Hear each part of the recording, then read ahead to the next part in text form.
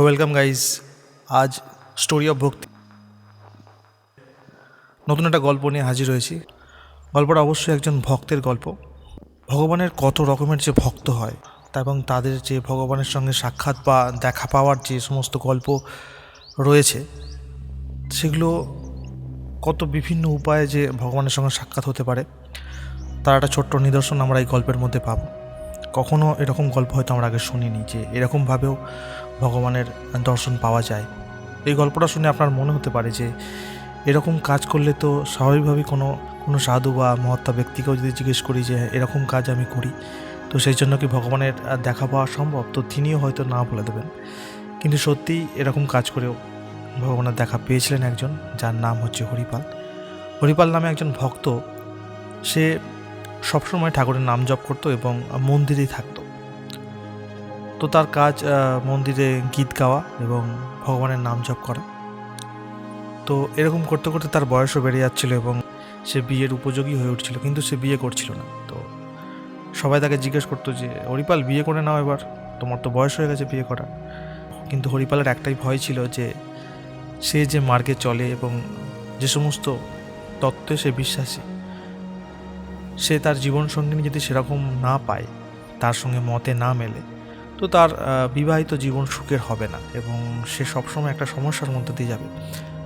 তো সেজন্য সেই ভয়ে সে বিয়ে করতে চাইতো না। তো অনেক যোগাযোগ আসতো বিয়ের, কিন্তু সে বিয়ে হতো না, কারণ তার সঙ্গে মতের মিল এবং তার যে কাজকর্ম সেটা সবাই মেনে নিতে পারতো না। তো এরকম চলতে চলতে এক সময় হরিপাল এমন একজনের খোঁজ পেল, যেটা শুনে সে মেয়েটাকে না দেখি বিয়ের জন্য প্রস্তুত হয়ে গেছিল। সেটা এরকম, মেয়েটার একটা শর্ত ছিল যে আমি যাকে বিয়ে করব তাকে রোজ প্রত্যেক দিন 1000 সাধু সন্ন্যাসীদের ভোজন করাতে হবে, প্রসাদ গ্রহণ করাতে হবে। এটা একটা বিরাট বড় রকমের শর্ত, কারণ প্রত্যেক দিন 1000 জন সাধুদের প্রসাদের ব্যবস্থা করা এটা খুবই বড় রকম খরচের ব্যাপার ছিল। হরিপাল সেই খরচের দিকে তাকায় না, সে খরচের কথাটা ভাবেও নি হয়তো কথা শোনার পর। সে যখনই দেখেছে কোনো মেয়ে যে এরকম সাধু সন্ন্যাসীদের ভোগের জন্য শর্ত রাখতে পারে, তো এরকমই জীবনসঙ্গিনী তার দরকার। তো সে অন্যদিকে না তাকিয়ে খুব শীঘ্রই বিয়ের জন্য রাজি হয়ে গেল এবং তারপরেই তাদের বিয়েও হয়ে গেল। তো বিয়ের পরে যেমন শর্ত ছিল, সে শর্ত অনুযায়ী প্রত্যেক দিন হরিপাল কী করলো, যে 1000 জন সাধু সন্ন্যাসীদের খাবারের ব্যবস্থা করত। তো হরিপালের তেমন কিছু রোজগার ছিল না যার দ্বারা সে এরকম বড় রকমের খরচ রোজ করতে পারে, কিন্তু তবুও সে করতে পারত, কারণ তার পূর্বপুরুষদের জমানো অনেক পুঁজি ছিল এবং সোনার গহনা, সোনার মুদ্রা, এরকম অনেক বাস্কবন্দি ছিল। সেই পূর্বপুরুষদের পুঁজি ভাঙিয়েই তার প্রত্যেক দিনের এই খাওয়ানোর ব্যবস্থা চলতো। তো এইভাবে কতদিন আর চলবে, কারণ এদের একটা পর্যাপ্ত পরিমাণের পুঁজি, যেটা তো একসময় শেষ হবেই। তো প্রত্যেক দিন 1000 জনকে খাওয়াতে খাওয়াতে একটা সময় এলো যখন তার পুঁজি প্রায় শেষের দিকে। তো এরকম চলতে চলতে প্রায় 1.5 বছর পর তার পুঁজি শেষ হয়ে গেল। কিন্তু তার শর্ত অনুযায়ী সে তো সাধু ভোজন বন্ধ করতে পারবে না, তো তাকে অন্য ব্যবস্থা করতে হবে। এ তখন চিন্তায় পড়ে গেল যে কী করা যায়। তখন সে লজ্জা শরম ত্যাগ করে সমস্ত ভাণ্ডারের কাছে গিয়ে ধার করতে শুরু করলো। যেমন সবজি বাজারে গিয়ে সবজি লোকের সঙ্গে ধার করলো, চালের দোকানে গিয়ে চালের লোকের সঙ্গে ধার করলো, তো ধার করতে শুরু করলো।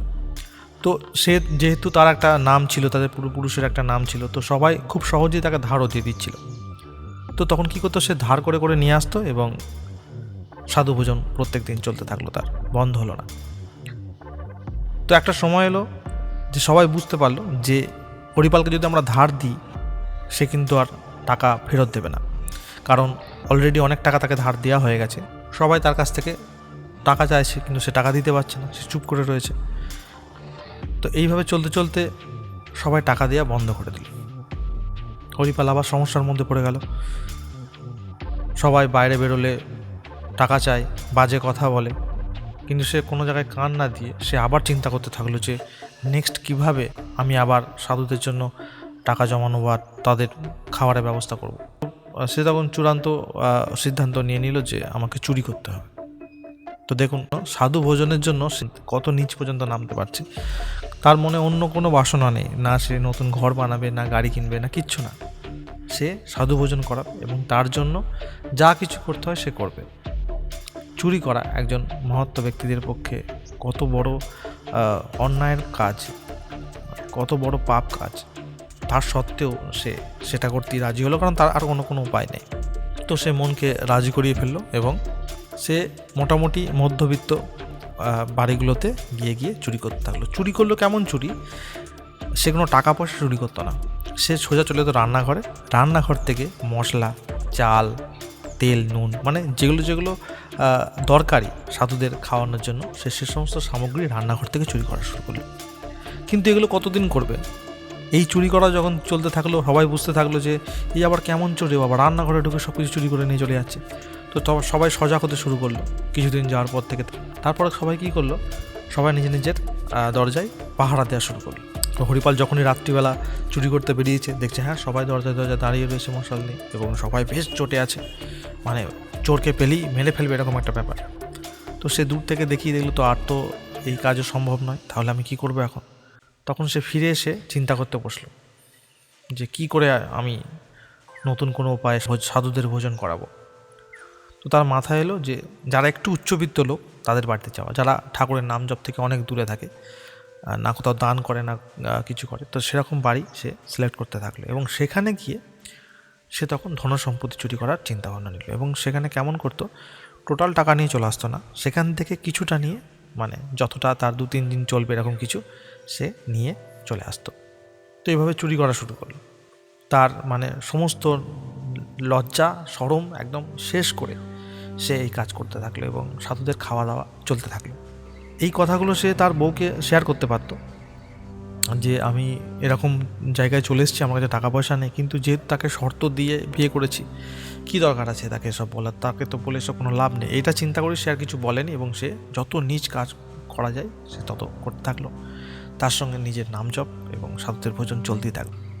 তো ভগবান শ্রীকৃষ্ণ এটা দেখে পাগল হয়ে গেলেন যে হরিপাল দিন রাত আমার নাম জপ করতো, আমাকে নিয়ে থাকতো, সে আজকে সাধুদের ভোজনের জন্য, আমার সন্তদের ভোজনের জন্য নিজের সমস্ত লজ্জা শরম ত্যাগ করে একদম নিজ কাজে লিপ্ত হয়ে গেল। সে একবারও ভাবলই না যে তার দ্বারা কী পাপ কাজ হয়ে যাচ্ছে। তার লক্ষ্য, তার উদ্দেশ্য সে একটাই, সে সাধুদের ভোজন করাবে। শ্রীকৃষ্ণ পাগল হয়ে গেলেন ভক্তর সঙ্গে দেখা করার জন্য। না, আমি যাব, আমি দেখা করব তার সঙ্গে, এরকম সাদাসিধে ভক্ত কোথায় পাবো? তো তিনি নিজের ভেষ বদলালেন। কি করলেন না, তিনি একজন শেঠের রূপ ধারণ করেন, যেমন শেঠরা হয়, একটু মোটা মুড়িয়ালা, গলায় অনেক সোনার চেন, প্রত্যেকটা আঙুলে আংটি, এবং যে ছড়িটা নিয়েছিলেন লাঠিটা, সেই লাঠিটাও সোনার, সব কিছু সোনার, না সোনার গয়নায় ভরপুর করে তিনি রেডি হলেন তার ভক্তের সঙ্গে দেখা করার জন্য। তিনি যখনই বেরোবেন তখন তার স্ত্রী রুক্মিণীও বললেন যে কোথায় যাচ্ছেন এরকমভাবে, খুব সুন্দর লাগছে আপনাকে। বললো আমি একজন ভক্তের সঙ্গে দেখা করতে যাচ্ছি। বলছে আমিও যাবো। তুমি যাবে, কিন্তু তুমি তো এই ভক্তকে চিনতে পারবে না, তুমি যাবে? বলছে না, আমি যাবো। তাহলে চলো। তো রুক্মিণীজিও কী হলো, একজন শেঠানি, মানে শেঠের যে স্ত্রী হয় সেরকম একজন শেঠানির বেশ ধারণ করলেন এবং সোনার অলঙ্কারে ভর্তি। তো দুজনে বেরোলেন ভক্তের সঙ্গে দেখা করতে। ভক্ত সেদিনকে কোনো উপায় না পেয়ে খুব বড় রাস্তা, চওড়া রাস্তার মাঝে বসে আছে যে আজ তো কোনো বাড়িতেও যাওয়া যাবে না, কোথাও যাওয়া যাবে না, এখানে যাকে পাবো তাকেই লুট করবো। যদি কোনো বড় ব্যক্তি এখান থেকে যাতায়াত করে তো তাকে লুট করব এবং সেই টাকা নিয়ে গিয়ে আমি কালকের ব্যবস্থা করব। তো সে বসে বসে তাকিয়ে আছে, আর ভগবানও জানে যে আমার ভক্ত কোথায় আছে। তো তো সেই ভক্ত যেখানে বসে আছে, শ্রীকৃষ্ণ এবং রুক্মিণীজি সেই রাস্তা ধরেই হেঁটে হেঁটে আসছেন এবং তার কাছাকাছি আসতেই হরিপালও সজাগ হয়ে গেছে যে কেউ একজন আসছে মনে হচ্ছে, এবং তারাও এসে থমকে দাঁড়িয়ে এসে তাকে মানে ভয়ভীত হয়ে জিজ্ঞেস করতে লাগলো, এই রাস্তা দিয়ে শুনেছি যে গ্রামটা পড়ে, সে গ্রামে একজন খুব বড় চোর রয়েছে যে নাকি যাকে তাকে লুট করে নেয়, তার বাড়িঘর লুট করে নেয়। তো আমাদের হাতে অনেক গহনা পণ্য আছে, তো আমরা তো এখান দিয়ে যেতে পারবো না, তুমি আমাদের একটা এমন একটা রাস্তা বলে যাও যেখান দিয়ে আমরা শহরের দিকে যেতে পারি। তো হরিপাল দেখি বলে হ্যাঁ জয় শ্রীকৃষ্ণ, জয় শ্রীকৃষ্ণ। সেই জয় শ্রীকৃষ্ণ শুনে কৃষ্ণজি আরও বেশি রেখে গেল, হ্যাঁ ঠাকুরের নাম জপ করছো, ঠাকুরের নাম জপ করার আমার কাছে সময় নেই, তুমি আগে বলো কোন রাস্তা দিয়ে গেলে আমি সহজেই শহরের রাস্তা যেতে পারবো। তো হরিপাল এটা শুনে আরও মাথা খারাপ হলো, ও ঠাকুরের নামে এত বেশি বিদ্বেষ, একে তো আগে আমায় চুরি করতে হবে। হরিপালজি দুজনকে দেখে বুঝেই গেছেন যে এদের শরীরে যত অলংকার রয়েছে এগুলো যদি আমি নিয়ে নিই বা লুট করে নিই, মোটামুটি 10 বছরের জন্য তো খাবার দাবারের ব্যবস্থা হয়ে যাবে সবার। তো সে মনে মনে গাঁট বেঁধিয়ে নিল যে এদেরকে আজকে লুট আমি করবই। আবার এদের আবার ঠাকুরের নামে এত বিদ্বেষ, তা তো আরও লুট করবে, একটা গহনাও ছাড়বো না।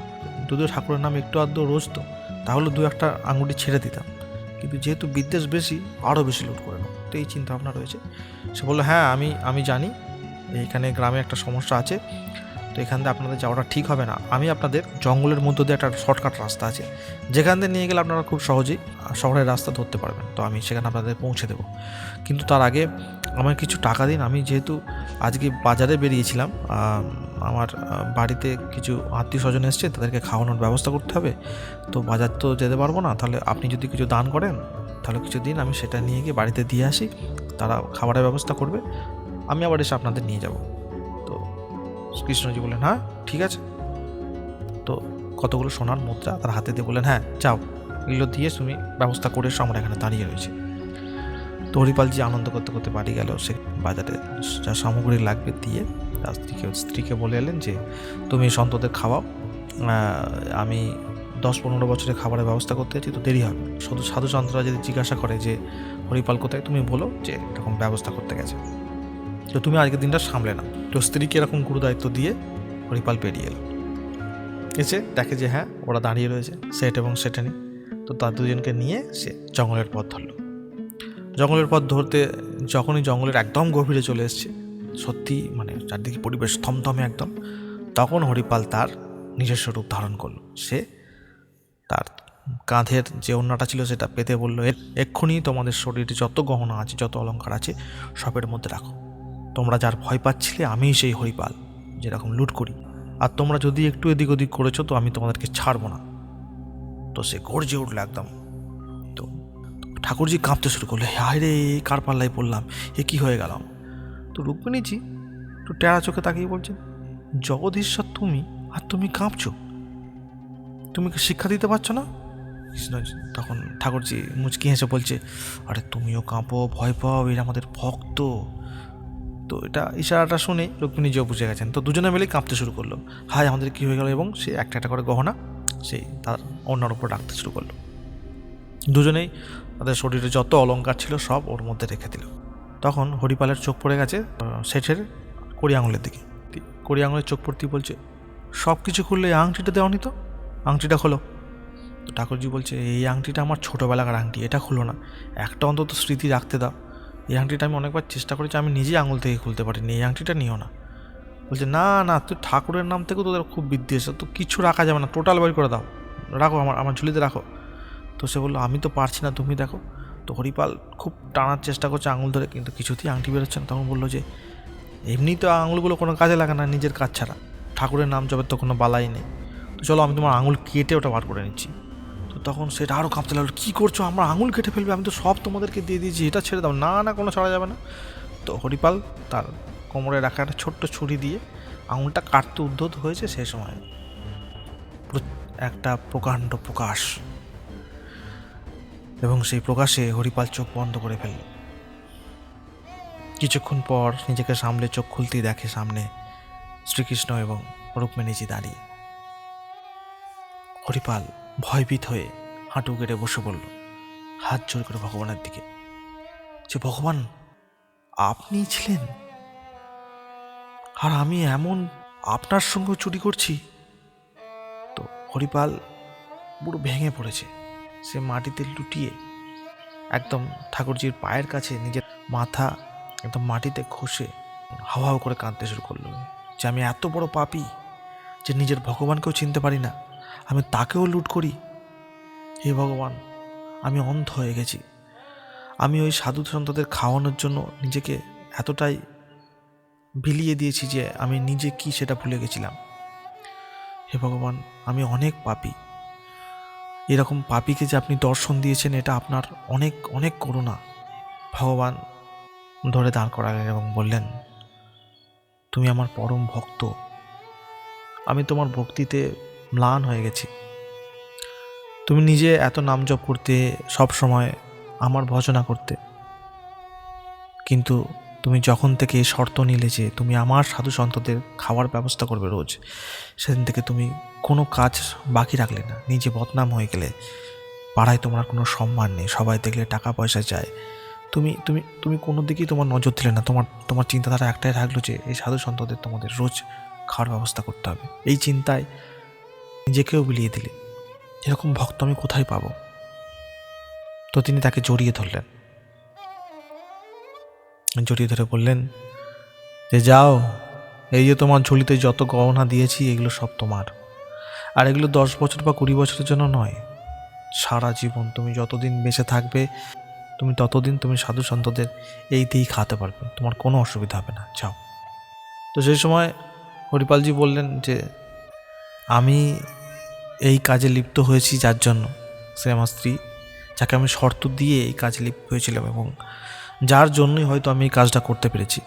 হে ভগবান, তাকে দেখা না দিয়ে আপনারা চলে যেতে পারেন না, কারণ আমার এই কাজের জন্য সেও তো সমানভাবে দায়ী, সমানভাবে উপযোগী। তো ভগবান বললেন অবশ্যই, চলো, আমাদেরকে নিয়ে চলো তোমার স্ত্রীর কাছে। তখন ভগবান শ্রীকৃষ্ণ এবং রুক্মিণীজি ছোট্ট বালক বালিকার রূপ ধারণ করলেন এবং হরিপাল তাদের দুজনকে দুটো হাতে কোলের ওপর বসিয়ে বাড়ি নিয়ে এলেন। এবং ঠাকুর এত করুণাময়ী, ভক্তের কোলে বসে হাসতে খেলতে ভক্তের বাড়িতে এলো। এবং হরিপালজি বাড়িতে এসে তার স্ত্রীকে ডাকলেন।